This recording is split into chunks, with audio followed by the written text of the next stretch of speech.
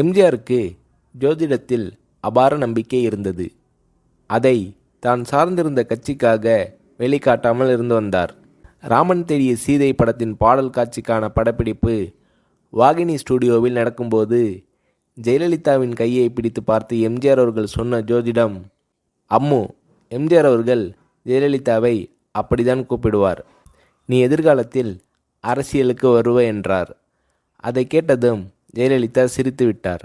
நானாவது அரசியலுக்கு வருவதாவது, நான் சினிமாவை விட்டால் டான்ஸ் ஸ்கூல் ஆரம்பித்து அதில் கவனம் செலுத்தப் போவேனே தவிர நீங்கள் சொல்லுவது போல் அரசியலுக்கு வரமாட்டேன் என்றார் ஜெயலலிதா.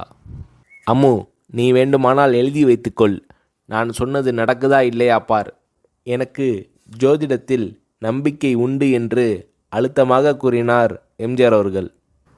அன்று எம்ஜிஆர் சொன்னது, அதாவது 1970களில் சொன்னது 1990களில் நடந்துவிட்டது.